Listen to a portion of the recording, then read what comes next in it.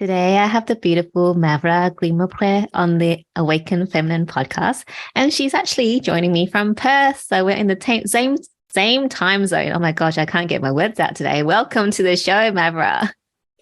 Hi, Keki. Thank you for having me. I hope I didn't butcher your name. It was like, you say it better than most French people, so it's okay. Oh, my French classes from high school paid off. Obviously. Yeah. So, Mavra, before we get started, I'd love for you to share with our audience just a brief introduction of who you are and what you do. Right. I've been asking myself that questions many times. Basically, I'm French. I moved to Perth now 10 years ago. My idea originally was to come and become a scientist, a researcher. I had a brief experience as a research assistant in Perth, indeed. But since I moved in, I found out that the true thing that made me really happy was actually teaching. And when I say teaching, I mean teaching. I love teaching certain things, but it's even better when, let's say, the act of teaching itself. And I think that nowadays there's been a lot of devaluation of that profession and that art, where you have a lot of resources available online. People think they can learn a lot of stuff by themselves, which is really true. But when you actually recourse to instruction, education, pedagogical skills, there's also a lot to say about that are, it's really important. So to me, I grew up in a family of teachers. And when people told me, you're going to be a teacher one day, I would scream at them. I would hate that. Then never, no, it's not for me. And finally, I became a teacher. So what do I teach at the moment? I teach, to make it very simple, belly dance, yoga, and French. I also taught different things throughout my life, especially biology. I studied biology many, many years. I didn't want to become a teacher of that, but I try to integrate my knowledge into what I do. And my dream and I don't like that word, but let's say my mission nowadays is to create a profession, a job, and a discipline that would bring together everything I do, everything I love, and everything that I feel really entitled to share without thinking that I'm overstepping, that I'm not legitimate in doing it. So I'm not sure it's very clear, but that's where I'm going. Yeah. Oh, no, it's perfect. Your answer is just beautiful. And I can listen to you talk all day. I love French accents. I'm just like, it's so nice. I just sit here and listen to you talk all day. But I love that, we talked about you're a teacher and it's true. Like there's so much stuff on YouTube, online nowadays. And I totally agree with you. Whilst you can learn online, it's not the same as actually having someone there to teach you. It's a completely different experience, and the depth of knowledge that you gain from someone actually there teaching you it's a next level. Yeah, I mean, I don't want to say that, I don't feel that I am the master and I have an overpowering knowledge over people. No, it's not that at all. It's actually self-learning is difficult. You have to start somewhere and you have to literally learn how to learn. And I come from France, where teaching was almost like a sacred mission for many years. It's probably the most disregarded job in the world, but it's probably one of the most important. And over the years, I've witnessed people doing more and more and more instruction, and let's say they hold the space, but that's all they do, and less and less and less teaching. And I see a lot of students completely lost. They say, okay, you have 2 hours to do a project, you have to do your own research, but they never taught how to do that.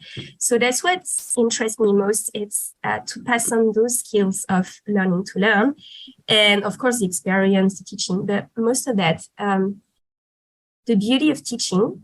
And I have to insist on that because it's directly related to what I'm doing right now. The beauty of teaching is actually to empower people to become totally self-sufficient. And that's been my problem for a long time. I'm not good at business, so to speak. I know it's a cliche to say that, but my goal as a teacher is to tell my students, one day you have to kick me out of your life. You don't need me. You just need me for a little while, and then you do it yourself. You don't need me. You don't need a book. You don't need an app. You don't need your phone. You just need what you have within you, and you need to apply it. And that's when it becomes really difficult. So when I get the feedback, for instance, with yoga, that someone had met a very difficult situation on the day, and they've been able to use the breathing technique or the posture or the mental exercise that we've been working on during the week. To me, it's oh my God, I've done my job the right way. I'm happy. I've done it well. That made my day. That's the kind of enjoyment I get from my job. I love you and what you're about. You're just my type of people. Just everything you're saying, I'm like, yep. Yes. And I guess teaching, as like me being a mum, is kind of like, for me, I want that for my children as well. I want to teach them what I know, guide them, not like control them, but guide them along the way. And then for them to learn the skills enough so that they can go out in the world and be self-sufficient. And they don't need me. Yeah. I don't have kids myself right now. I wish I will one day. And it's always been a very daunting question, thinking of what can you transmit? How can you educate, raise a child, raise another being without, as you say, being over-controlling, without telling them, do like me or don't do like me, or just helping them to find their own way. It's very, very difficult mission. And to me, some days I'm like, oh my God, am I able to do that? Will I be able to do that? And I admire people who actually, do it all. I admire my own parents. I say good luck to my friends, who have children. I find it really incredible. Yeah. I think you just kind of get thrown into being like, when it is time, you just kind of do it. And I think it's more like you learn along the way. You do like, sometimes I catch myself like, no. I'm like, oh, actually, I've learned a lot now to not control my children, but, it's all a learning experience, like, the rest of life is. Yeah. Yep. So, Mavra, I always like to ask my guests this question before I really dive into our conversation, although we have kind of started already. But what is your definition of an awakened feminine? Oh, that's a hard one. Yeah, I've been listening to your podcast before, of course, since I've been aware of you doing that. And I've listened to several answers of your guests, and I listen to answers around me. And I'm at a loss to give a precise definition, but we're going to try. To me, first of all, before you give a definition of the awakened feminine, you have to ask yourself, what do you mean by feminine and femininity, masculinity, which presupposes that you actually agree that there is a notion such as feminine and masculine. There is that dichotomy, that polarity that we all talk about a lot, especially nowadays, without never actually explaining what we mean by that. And also embracing the fact that many people do not believe or do not want to hear about that dichotomy. And that's also okay. That's another approach. So to me, after years of yoga, after very much into belly dance as an empowerment for femininity and all of that, I would say that I understand femininity as more like a force, an energy, a principle, I would say, that drives the world somehow. It has many names, it has many qualities.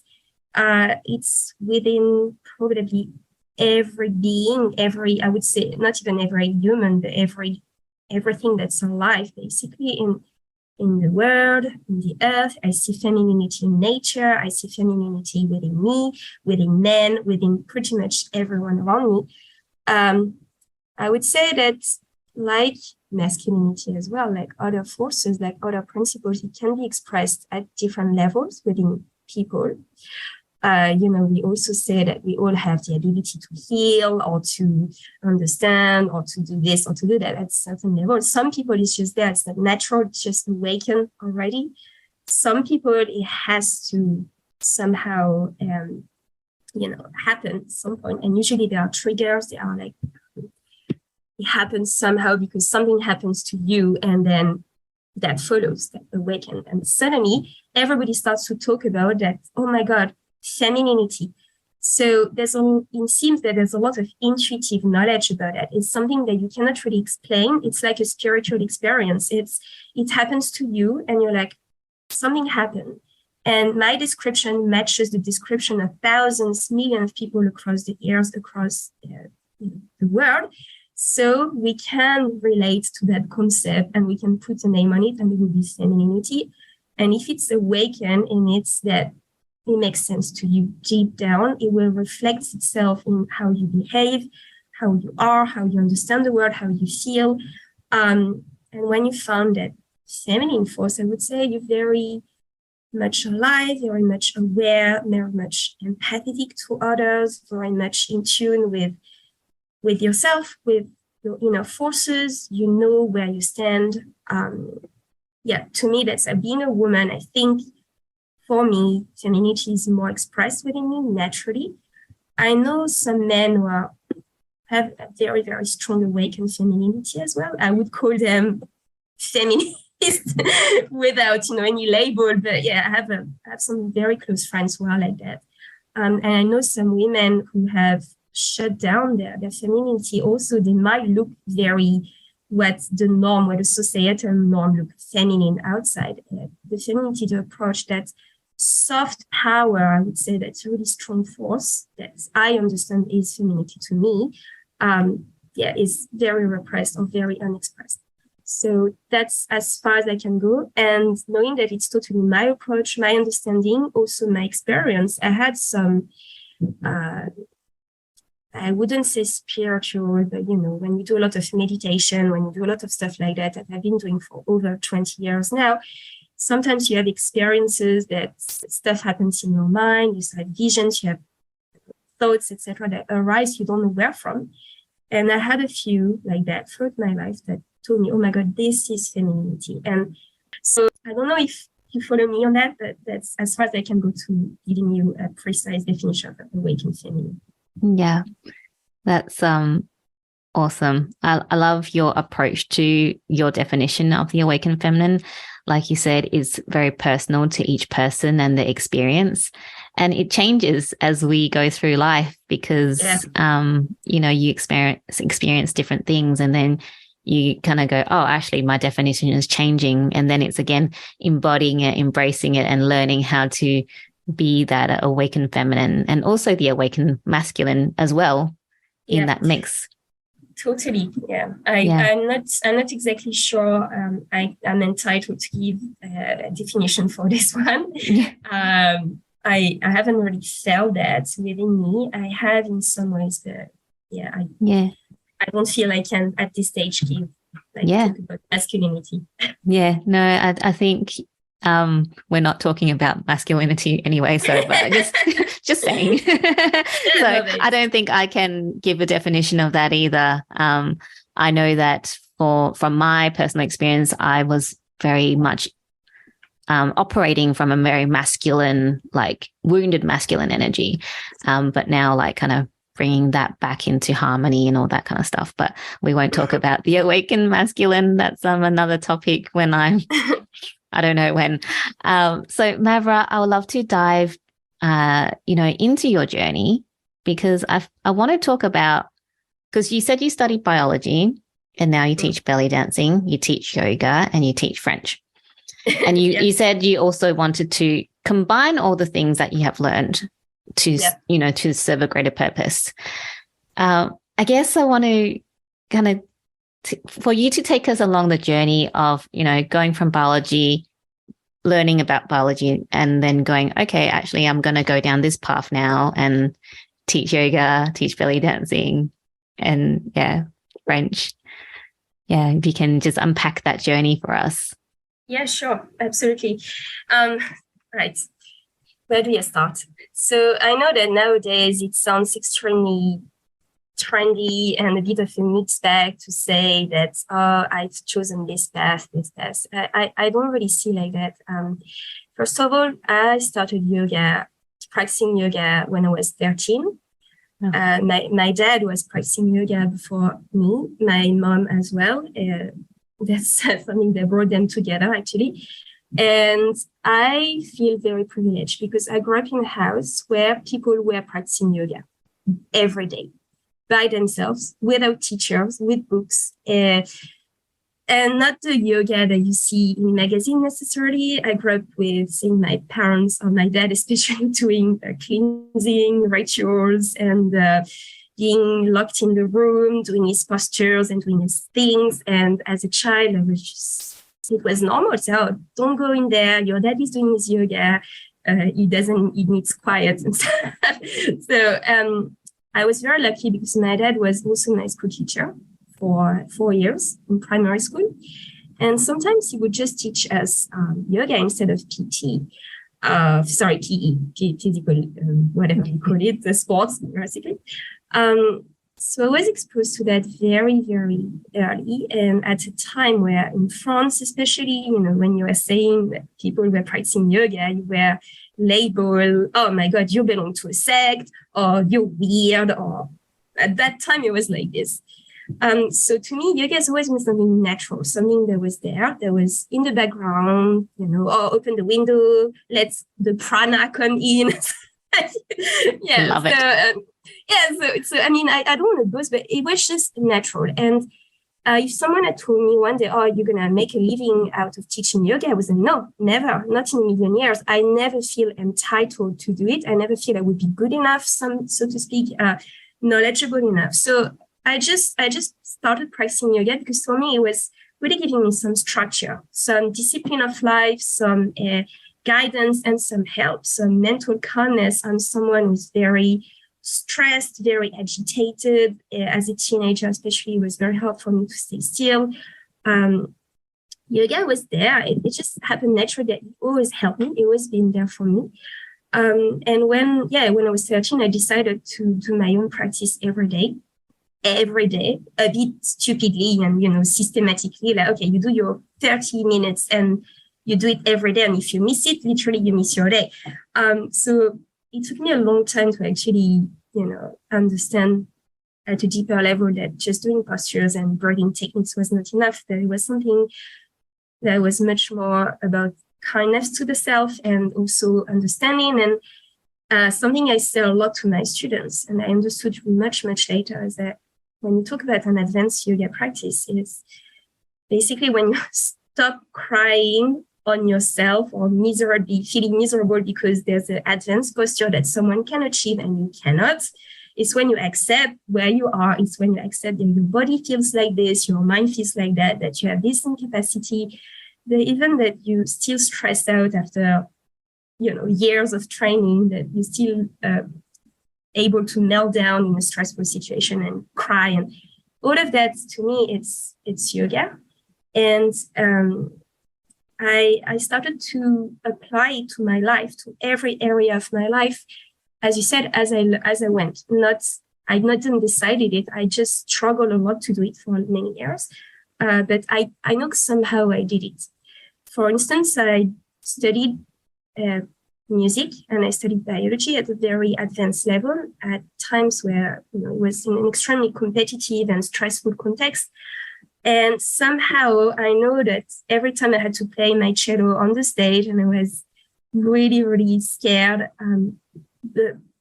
despite of myself being stressed, I know there was some breathing, some stuff that was taking place that would allow me to actually go through that horrible ordeal and come out of it like relatively happy and undamaged. So it's been there. So that's why, to me, when you say, oh, you're teaching this, you're teaching that, yes, I do. But for me, it's always been coherent, very coherent. So I started studying biology, not because I loved it, first of all, and because very young, I was aware of environmental issues, and it was very important for me to do something with my life that would be useful, not just to me, but to literally the planet. I would say the planet even before the humans, after the humans, of course, but I was young and I was not very, optimistic about human nature. So I was like, okay, I want to help my earth, so to speak. So I studied biology with that in mind, which was a very, random attitude in a way, because I didn't have any plan. I didn't have any career specifically. I just said, I have to do biology because that's how you go into environmental studies. That's how you do it. And at the time, everybody was telling me, you're never going to go anywhere with that. There's no career, there's no future unless you become a top engineer or something like that. So no, I know people are going to realize that, this is the future that's at stake. And indeed, 10 years later, everybody was like, oh, by the way, did you know there is something called global warming? There's something like pollution. So yeah, I know. I've been talking about that and being ridiculed for that for the past 10 years. So I know. Thank you very much. So, I say all those that very humbly. It's I feel like someday I've made choices that were very impulsive, that with hindsight, they all make sense. So where's the yoga and the belly dance and all that coming into all of that? Well, the yoga to me was a way to reconcile how you live and how you learn and how you teach, because I saw a lot of biologists having the worst lifestyle possible, didn't care about the body. They would teach you something and have the worst nutrition. They would be highly stressed people. They wouldn't care about environmental issues. They would tell you how the climate works. They would know that, but at the same time, they wouldn't mind about not sorting out their waste or simple examples like that. So to me, doing something and at a theoretical level and at a practical level every day was absolutely like necessary. I couldn't even understand that you would do one thing and say the other thing. And okay, what you tell others to do, you should do it yourself first, right? Yeah. So I know I've been, it hasn't been easy because I've been very extreme in my choices, in my beliefs. And I know that a lot of my friends were feeling bullied by me many times, my family as well, because you're very critical, you do this. I have been, I still am, and I'm still struggling every day to be kinder, nicer, etc., and more forgiving, which I am much more, I think, now than when I was a teenager or young adult. But I think that's very important to be extremely demanding with yourself, not to bully yourself, but also to be disciplined, because discipline is not being a bully. It's also being kind and not letting yourself go when you have stuff to do. You also need to treat yourself really, really well. So that's why, to me, doing biology and bringing yoga together, that's the first time I thought that could be possible in the future, and that could be actually possible as a job. Yeah, it makes sense. So I'm starting to get where I want to go. No, keep going. I'm just like so intrigued. Yeah, keep going. Well, you tell me if it's like off track, but usually I go back to my, I fall back on my feet eventually. So, I really wanted to do research. That's one of the reasons why I came to Australia. Had quite some experience I did. I did a master's degree in marine science. That was, the purpose was to train researchers, not to train engineers. But I also did a section of studies in France called class préparatoire, the preparatory classes, which is very difficult, very, very stressful. It's supposed to be some of the best studies you can do in France. And having done that for 2 years, I would say it is. But instead of, making me the great engineer or the great whatever I was supposed to do, it destroyed me, basically. It took me many years to recover from that, physically, mentally, etc. Did I regret to do that? No, I don't. But I would do it differently now, and I would know how to advise people to choose that path as well. It's not for everyone, and definitely was not for me. But I know if I hadn't done it, I would have regretted it all my life. So I'm happy I did it. And when I was in that state of, very lost, very, very down, very depressed, very damaged physically as well, fortunately, I had yoga. and I could rebuild myself, and really helped me. And I had also beautiful people around me. But something I learned that was really, really important, and that's something that's why also that motivated me for my future job. It's like, in spite of having a lot of support, beautiful people to talk to, my family, my friends, it was really within me that I could find the tools and the strength and the desire to overcome whatever I had to overcome. It was hard work and it was painful, but I knew that at some point I had to do the job, and nobody could do it. And no matter how well marketed something is, how like you when you're lost, you try a lot of new techniques, you would go to any course, you would trust anyone, you would try everything to get better, until you understand that people don't do it for you, you do it. So I really like a lot of techniques, a lot of things. But I really like as well when people are honest enough to understand that this is not them doing this stuff. They just passing on something, and that should be all what their marketing is about, so to speak. Yeah. So yoga was a very, very important tool for me personally in terms of mental balance and physical balance. Then came belly dancing. When I was 19, I did a class once, and I wouldn't even tell you why I chose that dance. It was somewhere in the background of my mind. Like the theoretical stuff, it was, oh, I love to try belly dance. Why? I don't know. Maybe I've seen a lot of fairy tales that took place in the Middle East when I was a kid, something like that. Maybe, I'm sure it has a lot of influence in it. But I tried that dance with a very special teacher. And it was like, I don't like that word either, but really there was an epiphany for me. I didn't expect that at all. And it was so different from whatever glossy image, showy you may have of belly dancing. To me, it was talking about awakened feminine, the most feminine version of yoga I've ever been exposed to. Even, Tantra yoga and other forms of yoga that are even more focused on the femininity and the masculinity balance. Well, to me, belly dance is the epitome of that to another level. It awakened me. It changed completely my relationship to my body, to me as a feminine being, as a woman, as a girl. It opened up so many things for me, and it was life-changing, really life-changing. And it was a perfect complementation to yoga, because yoga is wonderful. It's whole. It has so many benefits that I can't even know where to start. It's a complete lifestyle, a complete way of life, complete discipline.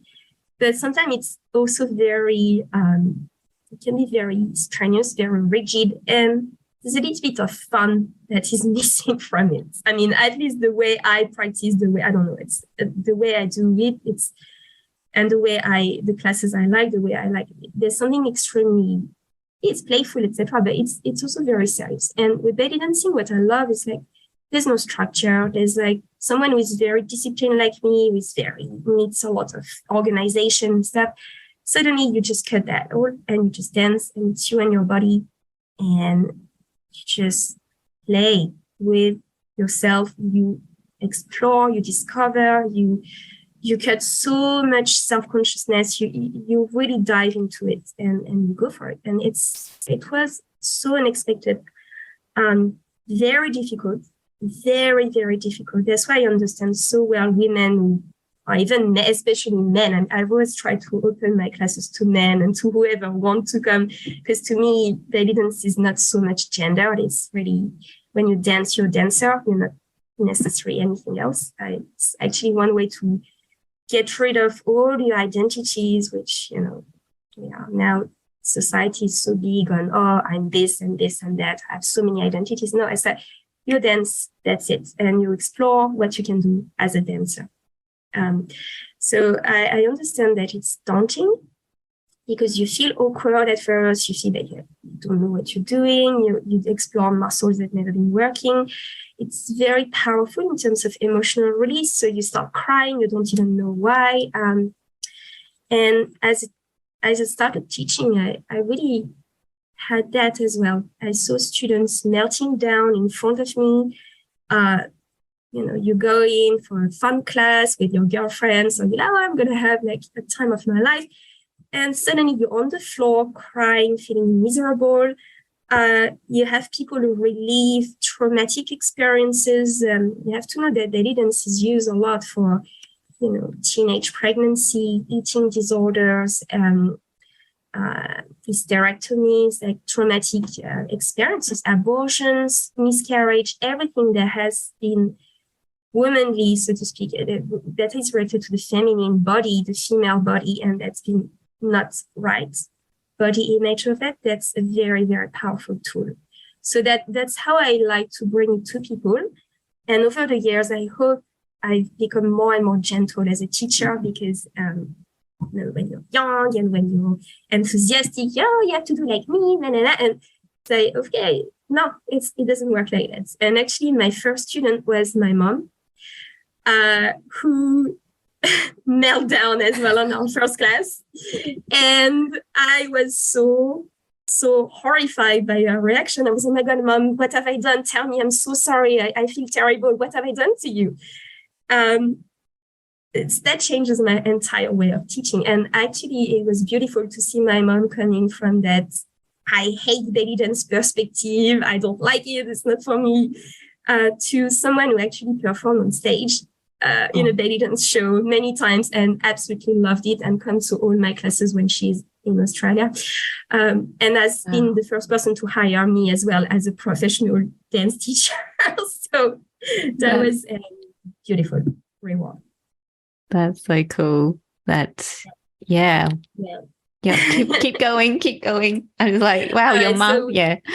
So we're getting there. So all my life, I wanted to do something. I was very stubborn in the way I saw myself. I wanted to become a great biologist or a great researcher, to do a PhD, to do something extremely like hard work and spend hours doing that. And I never thought myself of being someone who would get out there and teach. And so I was more, that would surprise a lot of my friends, but I've been an introvert person for a long time before I stopped being scared of others and managed to learn how to, interact in society, which takes a lot of time and a lot of, learning. So I never thought myself someone who would get out there and, take lead or do this, speak in public and stuff like that. I mean, I've done it, but it's always been very scary. So it started to change after actually I arrived in Australia, and I had a 2-year experience as being a research assistant. And the domain we were doing was plant biology. I worked with a really, really special person, and who is a great scientist. I could give her name, but anyway, she does groundbreaking research in plant science, and she's also a very spiritual person in the real meaning of the word. And she's someone I really, really enjoy working with. And probably, again, like my first beginner's teacher, if I hadn't been doing science in that context with that person, and being like, it was just literally the two of us for 2 years working at the lab with the experiments that we were doing that were very controversial. It was about plant behavior. She was trying to literally demonstrate that plants and animals shared the capacity for associative learning, which has been very poorly accepted within the science community. Now everybody's talking about it, like, oh yes, trees communicate, blah, blah, blah.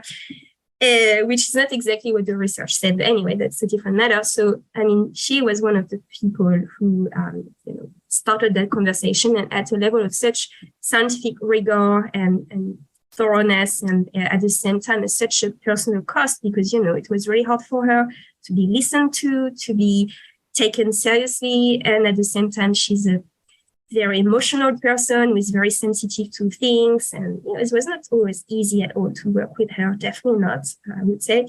But that was the most incredible experience I had, and I'm so happy I had it, and I'm very, very grateful. Another word I pay a lot and I don't use often, but I'm very grateful to Monica for that.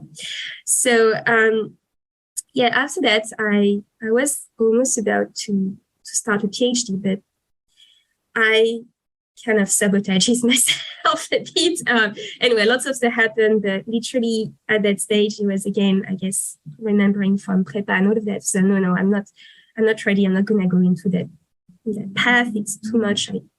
I don't want to spend more years, researching. I didn't feel the fiber with me. It's not. I'm not going to be a good researcher. It was really what I thought of myself. So I'm not going to be. I've been struggling to write papers. I've been really doing. I'm not able to do that at this stage. So it's better giving up. And then I had different things happening to me. I became a tutor at the UWA, which was, very unexpected. I needed money. I needed a job. So people told me, "Oh, do you want to work for us?" Yeah, it just happened organically. At that stage, I was already teaching yoga. There was a lot of stuff in my personal life. I was just coming out of it's more or less the same time as I went through a massive, extremely traumatic breakup. That was putting a lot of things at risk, especially my capacity to remain in Australia.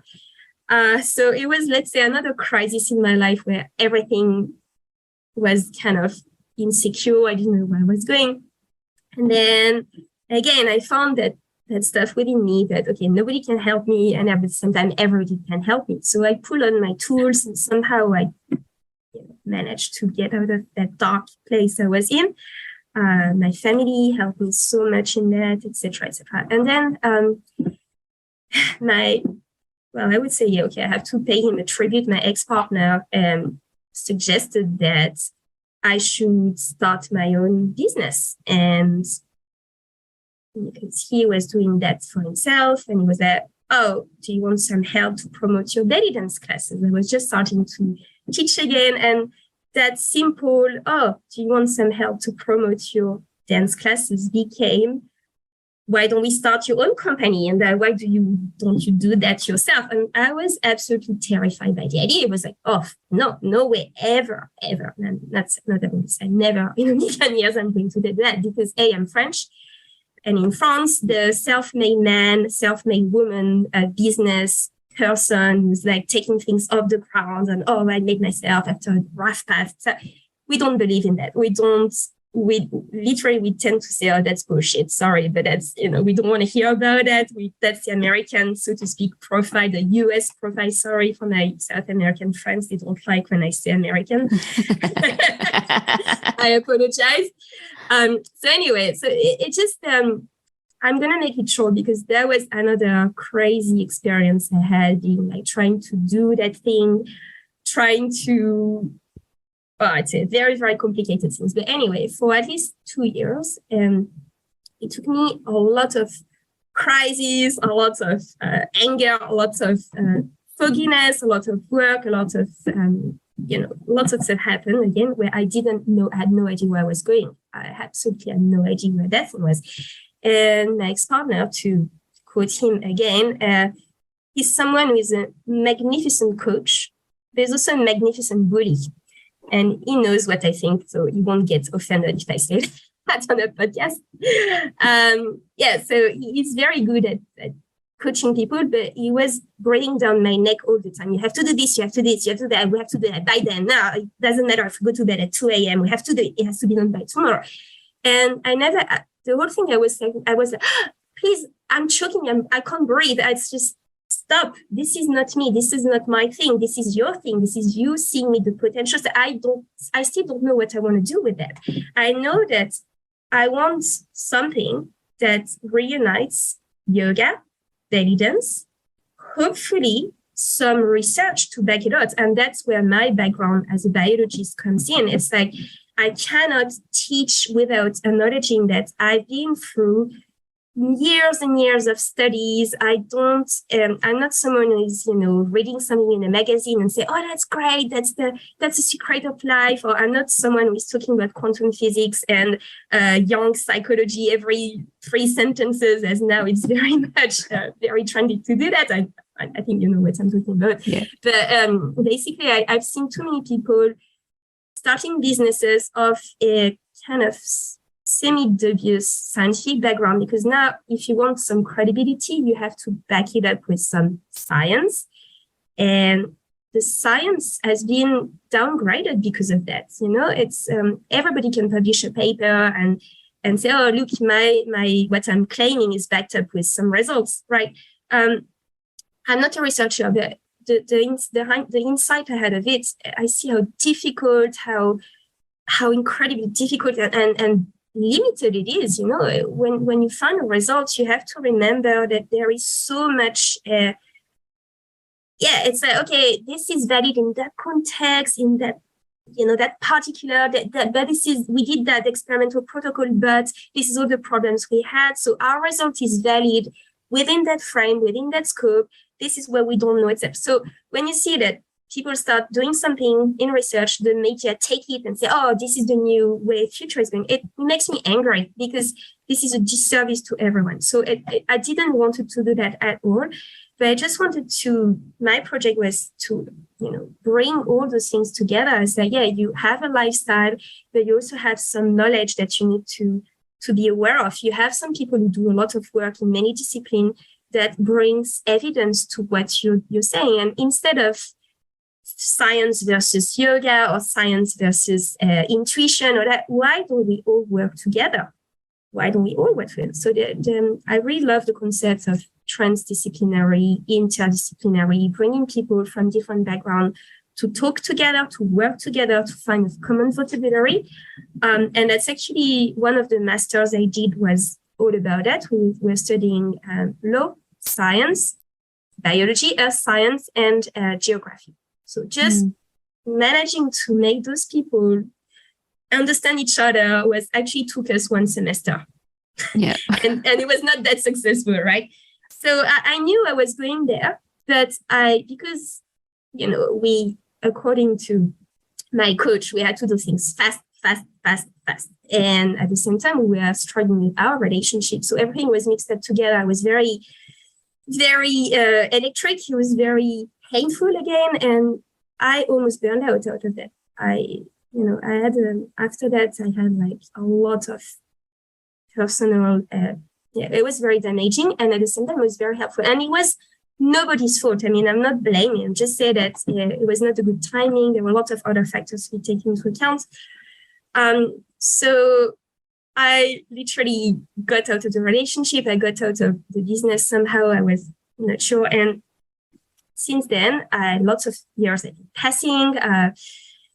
And the project has evolved, and it finally, I would say last year, probably during the pandemic as well, a lot of things emerged, and I was like, okay, I want to do this, and I know how I'm going to do this. And this year is when I am trying, most humbly and with all the difficulties in the world, to actually do it. The initiative I'm talking about, it's my work project. It's called Bellyshift. I didn't find my name, my ex-partner did, and I found it really good. I mean, he agreed that there was really something we worked on together that was really cool. I love the name, really love the name, and he fought really, really hard for me to have the brand, to have a lot of stuff. So literally set me up with all I needed materially. But now now it's actually my thing, and I know what is the meaning behind everything. So that's why I'm trying to build a website, etc., etc. I'm starting to do the thing I hate the most in the world, going on social media and actually feeding stuff that doesn't make me want to hide under the bed, so to speak.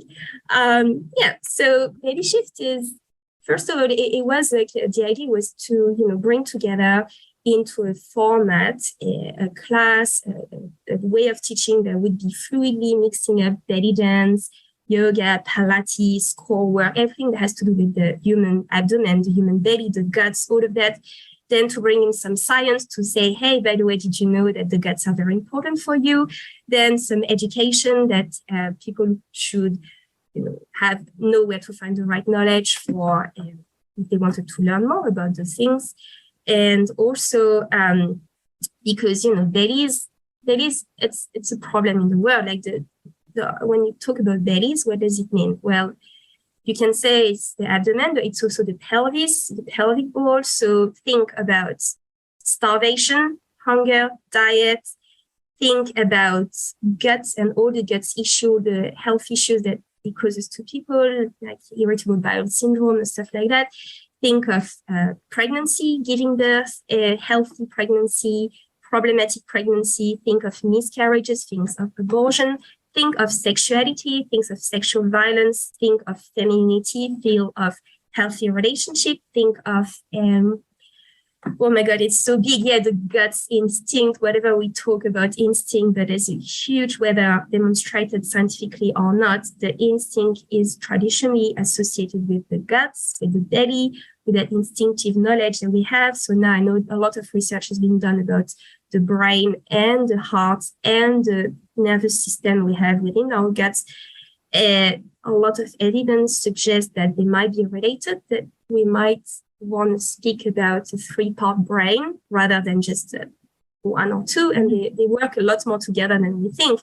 So it's all this question that I want to explore. And to me, the most important thing is to bring that in a coherent format that would be centered around the belly. Why? Because in my life, my belly has been always a problem. And it's always been a reward. It's always been something that's made me very happy and very unhappy. I've had struggled with my belly a lot.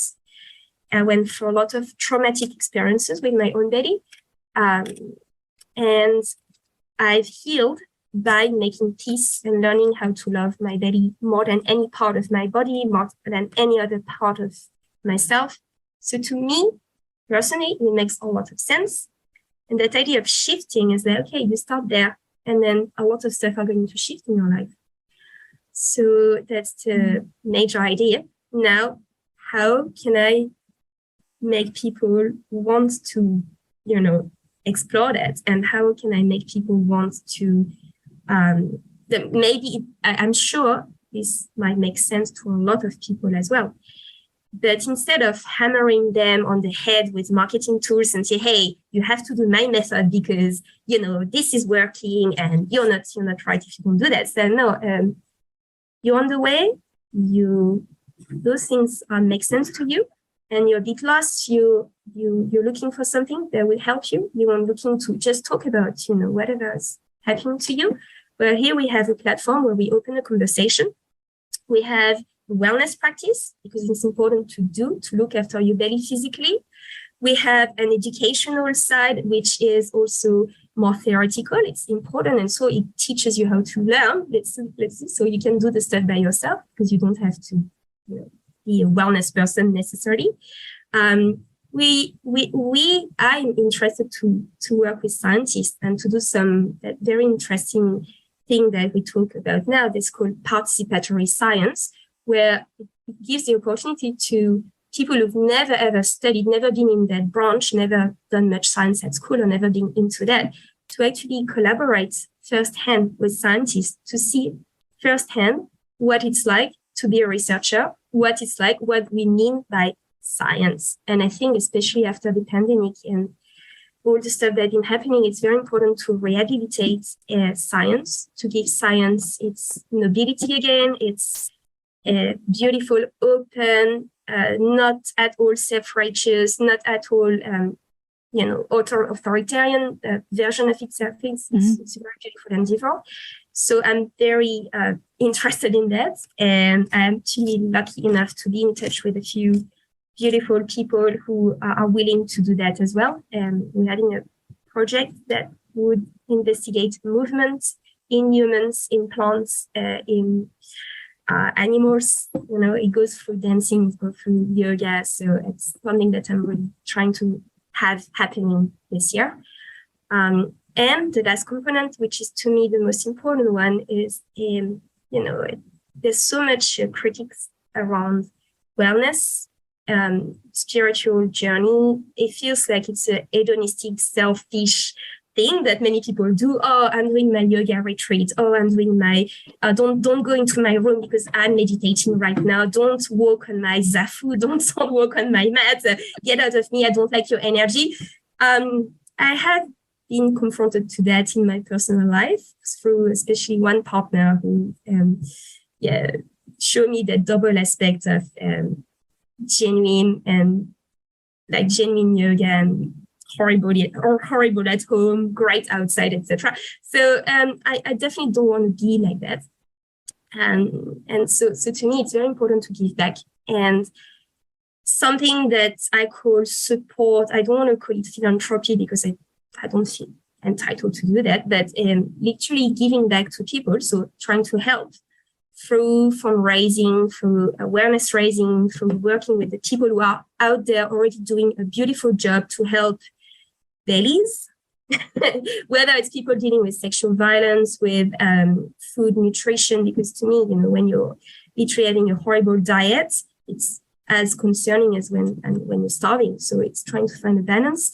People who try to grow food through beautiful organic permaculture, whatever they do, it's I really, really think it's important for us to bring attention to that and to show people, as you were saying, why do we have so many sides? No, it's all coherent. It's all one thing. There's no separation there. And we've been separating things from one another so much that we have created disparity. And if you want to recreate that sense of community, of belonging to the earth, of thinking as a human being, I'm there, I'm part of that environment, I'm part of that planet, I'm part of that ecosystem, I'm part of that biosphere. And there's no difference between me suffering, the plant suffering, the animal suffering, the earth suffering, all of that, my neighbor suffering, the other humans suffering, all of it. It's by feeling that connection, feeling that, remembering that we are just one species and that we depend on everything else. And I think when we experience that deep down ourselves, through spiritual, whatever awakening, you don't need even to meditate. It can be by doing good to someone else. Now I have to pay tribute to my current partner, who is very, very beautiful soul, and who humbled me so many times because he doesn't do yoga, he doesn't practice meditation, he doesn't do any of those things. But he has demonstrated a level of empathy and awakening and kindness that were much, much, much more than anyone I've ever known who was actually on a higher spiritual path.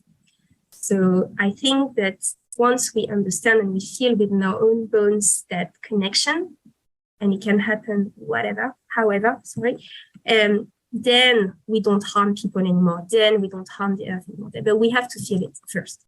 Otherwise, it's abstract. Yeah. So if in my very modest, humble way, I can contribute to that, I'd be the happiest human being on earth. Yeah. Wow. I just love everything you talk about. And I just love how, we went from, well, how come you're doing all these things to, like you say, is all congruent, is all, it all flows together. And I think, even just thinking back to everything, I think for most people, if they look back at their life, they might go, oh, why am I doing all these things? But actually, when you think about it now, it all flows together. So it's just a reminder that, like you say, there's no separation. We're all here to, help one another and support one another. And and to move forward to make this earth a better place, we just need to work together and, see that, like like you're saying, bringing the conversation between all these different people to try and understand each other. There's so much like, oh, this versus that, like you were saying before. So just everything, there's so much gold in everything that you said. And I'm like looking at the time going, but I haven't asked her about the belly shift yet. So you need to come back. And which is actually good because right now you're kind of in that starting process of getting it all, together. So when you come back, you can... Yeah. I'm already teaching it. Actually, that's the thing. Actually, it's very stressful at the moment because I have, for instance, I'm trying to organize a retreat that is officially labeled a yoga retreat, but actually it's a big community project that is supposed to take place at the end of April. And at the moment, I have literally one taker. I was planning 10 people, but so I'm very bad at marketing because I should have told, hey guys, I need 10 people, come and see me. So, look, even it's a beautiful project, but it will happen at the time. And like everything I've done, it's like when my family talk to me, they're like, "Oh, so you've done your website yet?" Not yet, almost. Yeah, but you've been talking about that for 3 years. I said, "Yes, I know, but it's happening. It will happen. Trust me. I just need the time, as you said." Yeah, no, I totally get everything that you said about social media, about getting websites done and all that, because yeah, been there and probably still there. But I totally get it. And it, like you say, it will all happen when it's meant to happen. So yeah, I'll love to get you back on to actually, you know, really dive into your belly shift work and, you know, explore that with you. You know, you know, as you're learning until we talk again, then you can, you know, give us even more. So that'd be really cool. Yeah. So just before we wrap up, Mavra, I'd love for you to share with us what you would like our audience to take away with them from, you know, from your journey through your story. Oh, I think it's up to everyone, and because, you know, when you hear something that like someone talks, and I guess that everyone will find some parts that resonate with them and that will make sense. To me, it's you know, I really, that's what happens to me when I listen to someone and say, "Oh, there's a sentence I read or a book I read," especially I read a lot of books, and that's probably the most inspiring stuff. It's like a sentence, a paragraph you read and say, "Oh my God, yeah, that's so important." Even if the rest is not great, that particular thing is important. But if I had one little message, is I don't even know how to express it without sounding I'm lecturing or I'm, you know, but anyway, I say it very humbly. I would tell people, and never surrender to fear. Never believe that you are powerless in any situation. Or when you start saying that you don't have the choice, most of the time it's an excuse. We always have a choice, even when sometimes the choice that you make is tough. And say, okay, am I prioritizing my values? Am I betraying myself because it's easier, because I'm scared? It's a huge question. And of course, I don't have children, so that equation, I know it's like sometimes you have to make choices that completely contradicts your value, because that's how you protect your kids and your family. That's totally understandable. But what I would say is that everyone has it within them that they can use their head, they can use their heart, and whatever is the fear running around, it's like whatever scary the situation seems, that remember to always have some hindsight and make your choice from that point of view, not from your emotions, not from your, like, you know, your most, oh my God. So I would say, because that's really what helped me most in my whole life. Every time I've been in the darkest place, you should get help, you should do this, you should do that, you're never going to make it. So intuitively, I knew I would somehow, even when I really thought I didn't. So that's what I would like to share and transmit. Thank you, Mavra. That's beautiful. Thank you so much for spending time with me this afternoon and just sharing your beautiful story. If people want to find out more about you, how they can work with you, where's the best place to go? I would say call me. Message me from my webpage. I mean, oh my God, I shouldn't even say that. Okay, I don't have a website. I have a Facebook page, and that is being constructed. I recently and grudgingly opened an Instagram account and other stuff, because, you know, just to see if it's actually really worth having them, as everybody says it is or not. But yeah, I think the best way is like email or messenger or phone number. My phone number is available on my Facebook page. So I always prefer to have direct conversation, to talk to people face to face or on the phone. It doesn't bother me, or in writing. So yeah, don't hesitate. Yes, perfect. That's really like the best. Yeah, I'll have your details so people can find you in the show notes. Yeah, thank you. And yeah, I mean, I love the way that you operate. You know, you just do what feels good, and that's perfect. So, yeah, thank you so much once again. It's been a great conversation. Thank you so much, Keki. That was amazing, and thanks for hosting me. And really, you're great at holding the space so that things flow the right way. Yeah, thank you.